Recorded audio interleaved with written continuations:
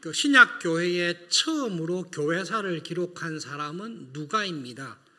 그리고 누가는 사도행전 마칠 때까지 누가복음과 함께 사도행전을 기록하면서 예수님께서 오신 이후로 AD 한 60년 정도 될 때까지의 교회의 시작, 교회의 역사를 쭉 기록하고 있습니다. 그런 가운데 누가는 지금 안디옥 교회를 기록하고 있습니다.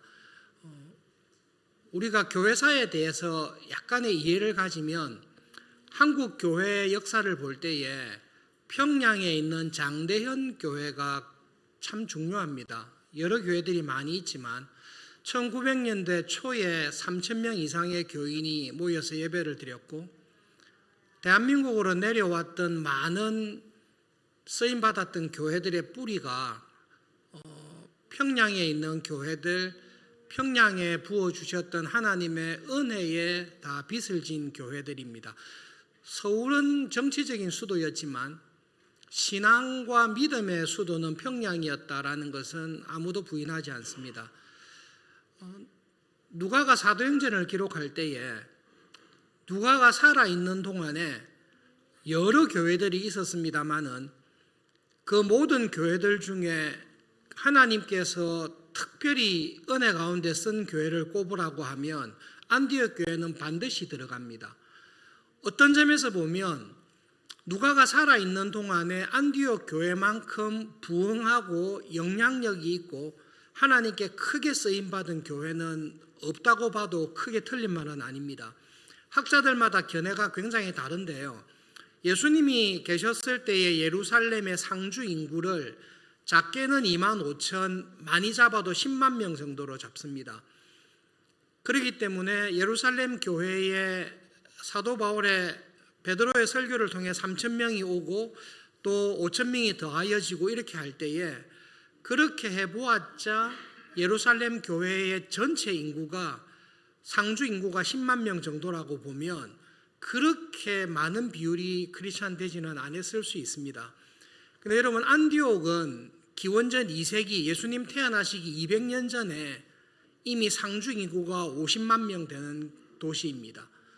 그리고 안디옥 교회가 한창 부흥했을 때 교회 사가들의 기록은 안디옥의 전체 인구의 5분의 1이 크리스찬이었다라는 기록이 있습니다.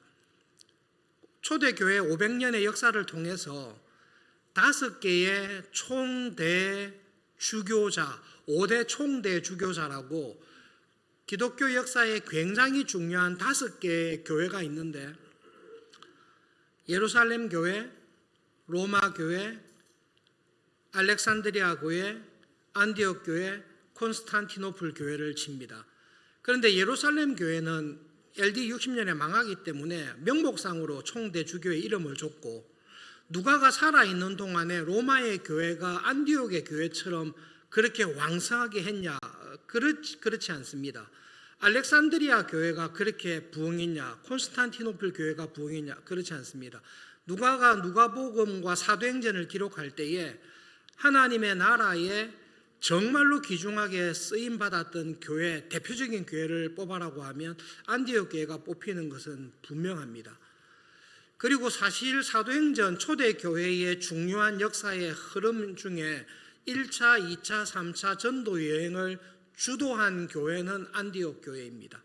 그렇기 때문에 누가가 1, 2, 3차 전도 여행을 마치고 로마에 갇혀 있는 사도 바울의 모습을 보면서 초대교회사를 쭉 기록할 때에 안디옥 교회를 딱 썼을 때에 지금은 자기가 보고 있는 현존하는 지상에 있는 교회 중에 하나님의 특별한 은혜 가운데 쓰임받는 교회의 시작과 그 교회의 부흥의 모습을 그리고 있습니다. 굉장히 중요한 의미를 가지고 누가는 기록하고 있습니다. 안디옥 교회를 생각하면 우리가 이 시기에 비교할 수 있는 교회는 예루살렘 교회입니다. 예루살렘 교회와 안디옥 교회를 비교하면 하나님께서 교회에 주시는 은혜가 참 다양하구나라는 것을 발견하게 됩니다. 여러분 예루살렘 교회는 당대의 최고의 예수님의 제자들, 당대의 최고의 영적인 지도자들이 다 모여서 시작된 교회가 예루살렘 교회입니다. 베드로가 있습니다. 요한이 있습니다. 12사도들이 있습니다. 스데반을 비롯한 7명의 집사들이 있고 2000년의 교회의 역사를 통해 경건한 하나님을 믿는 든든한 신앙인들이 있는 교회가 예루살렘 교회입니다. 지금도 만약에 예루살렘 교회와 같은 조건을 갖춘 교회가 있다면 거의 백발백중 부흥할 거라고 우리는 기대할 것입니다. 목사님이 베드로입니다. 그리고 함께 동료가 사람이 사도 요한이요, 모든 제자들이 다 있습니다. 말씀도 탁월할 뿐만 아니라 예루살렘 교회는 엄청난 표적과 기적이 빈번하게 일어났던 교회가 예루살렘 교회입니다. 안진뱅이가 벌떡벌떡 일어나고 귀신을 쫓아내고 신유의 역사가 있고 표적들이 왕성하게 이루어졌던 교회가 예루살렘 교회입니다. 대한민국에 지금 어떤 교회에 베드로와 요한과 사도들과 7집사들과 그분들을 통해 신유와 표적과 기사와 귀신을 쫓아내는 일들이 매주일 벌어진다고 하면 반드시 부흥할 것입니다. 하나님께서 그 교회를 반드시 쓰실 것이라고 믿습니다. 안디옥 교회는 예루살렘 교회와 비교해 보면 하나님께서 다른 방식으로 교회를 시작하시고 은혜를 주셨습니다. 첫 번째로는 유명한 탁월한 지도자가 없는 교회입니다. 안디옥 교회를 개척하고 시작한 사람들은 누가조차도 이름을 알 수 없는 구레네와 다른 섬에서 온 몇몇 사람들이, 이름도 다 알 수 없는 구브로와 구레네 출신의 몇몇 사람들이 안디옥에 이르러서 복음을 전했습니다. 그런데 굉장히 특별한 일을 전했는데 처음으로 완전한 이방인들에게, 안디옥이라는 도시 자체가 50만 명이 상주하고 다인종들이 모여있는 로마 제국의 3대 도시 중에 하나고 로마의 제국의 동방지역을 맡고 있는 중요한 관문과 같은 그 도시에 이 구브로와 구레네에서 출신인 크리스찬들이 가서 회당과 전혀 관계없는 완전한 이방인들에게 복음을 전한 것입니다. 굉장히 넘기 어려운 장벽인데 베드로가 고넬료에게 복음을 전했지 않습니까? 그래서 우리도 복음을 전했습니다. 그렇게 추측하기는 조금 어렵습니다. 인터넷도 없고 소식도 없고 베드로가 고넬료에게 복음을 전했으니까 우리도 이방인에게 전하겠습니다. 그런 흔적이 전혀 없습니다. 오히려 누가의 기록을 가만히 살펴보면 예수님으로 인해 받은 구원의 은혜, 죄 사함의 은혜, 하나님의 백성으로 살아가게 된 감격으로 인해서 진짜 신학적으로나 성경적으로 뛰어나지는 않지만 복음의 은혜에 대한 감격, 구원의 은혜에 대한 감사, 그리고 이 예수님을 전하고 싶다라는 열정과 열심이 충만한 단순하면서도 순수한 열심 있는 교인들이 저 사람들에게도 복음을 전하자, 저 사람들에게도 예수님을 전하자, 그렇게 전하는 결과 안디옥 교회가 시작이 되었다 기록하고 있습니다. 그리고 하나님께서는 사도들이나 탁월한 지도자들이 아니라 무명의 순수하고 열심 있는 교인들의 전도를 굉장히 기뻐하셨다. 그래서 누가의 표현에 의하면 하나님의 손이, 하나님의 은혜와 능력의 손이 그들과 함께 하셔서 누가가 보기에도 엄청나게 많은 사람들이, 큰 무리들이, 정말로 많은 사람들이 교회로 쏟아져 들어오게 되었습니다. 예루살렘 교회가 그것을 보고 그런 일이 벌어졌단 말이냐, 우리가 대표를 보내어보자. 그래서 대표를 보냈습니다. 제가 볼 때 그 예루살렘 교회가 대표를 보낼 때에 하나님께서 은혜로 간섭하셔서 불안한 베드로를 안 보내시고 바나바를 보내신 게 신의 한 수였다, 보이지 아니하는 하나님의 놀라운 섭리였다라고 믿습니다. 누가도 그것을 아마 알고 있었을 것입니다. 비록 예루살렘 교회가 든든하고 탁월하긴 했지만 인종적인 문화적인 관습 속에 예루살렘 교회가 오랫동안 고심을 했습니다. 고넬료 이후에도 예루살렘 교회의 경건한 크리스찬 지도자들이 이방 교회에서 할례를 행하지 않는 문제를 가지고 예루살렘 공의회가 열릴 정도로, 그리고 교회사를 살펴보시면 예루살렘 공의회 때 결정하지 않습니까? 그렇다고 다 안 받아들입니다. 사람들의 습관이 오래 갑니다. 뒤에도 계속 시비를 거는 일들이 벌어집니다. 안디옥에 그렇게 놀라운 교회가 일어나고 부흥하고 있다라고 했을 때 예루살렘 교회가 바나바를 딱 보냅니다. 바나바가 제일 적합한 사람입니다. 가장 뛰어난 사람은 아닐 수 있습니다. 가장 능력이 많은 사람은 아닐 수 있는데, 그런데 안디옥 교회의 상황에 볼 때 바나바는 최고로 적합한 사람입니다. 착한 사람이요, 성령님이 충만한 사람이요, 믿음이 충만한 바나바를 보냈습니다. 바나바가 가서 사역을 하다 보니까 하나님의 은혜와 손길이 굉장하게 강력하게 이 도시에 부어지는 것을 보았습니다. 베드로를 보낸 것보다 바나바를 보낸 것이 100번 잘한 일이라고 판정할 수밖에 없는 이유가 뭔고 하면, 그 상황을 딱 보고 바나바가 이렇게 많이 쏟아지는 교회, 특별한 은혜 가운데 부흥해가는 교회를 돕기 위해서 바나바가 길리기아 다소까지 찾아가서 아무도 기억하지 않는, 그 누구도 중요하게 생각하지 않는 사울이라는 사람을 스카웃해서 안디옥에 와서 두 사람이 온 힘을 다해 1년을 가르칩니다. 그리고 그 바나바와 사울의 사역을 통해 최초로 크리스찬이라는 이름이 안디옥 교회에서 벌어지게 됩니다. 베드로를 안디옥 교회에 보냈으면 베드로는 죽었다 깨어나도 길리기아 다소에 가서 사울을 데리고 올 사람이 아니라고 믿습니다. 천국 가서 베드로 선생님 만나도 자신 있게 이야기할 수 있습니다. 당신이 베드로 선생님 가셨을 때 사울 찾으러 길리기아 다소까지 갔겠습니까? 요한을 데리고 왔겠죠. 베드로는 그렇게 할 분이 아닙니다. 그런데 바나바를 보냈기 때문에 이 바나바가 아무도 기억하지 않는, 그러나 안디옥이라는 교회와 교인들과 이 부어지는 은혜에 가장 적합하다고 생각하는, 모든 사람들이 화해의 악수를 거절했던, 그러나 하나님께서 쓰실 만한 사람이라고 생각했던 사울을 데리고 와서 바울되게 하는 통로로 쓰임받은 사람이 바나바입니다. 그 하나님의 놀라운 은혜와 섭리 가운데 안디옥 교회는 바나바와 바울을 성령님의 인도로 1, 2, 3차 전도 여행을 보내게 되고, 그로 인해 신약의 교회가 하나님의 은혜 안에 형성된 것입니다. 그렇게 시작된 교회가 안디옥 교회입니다.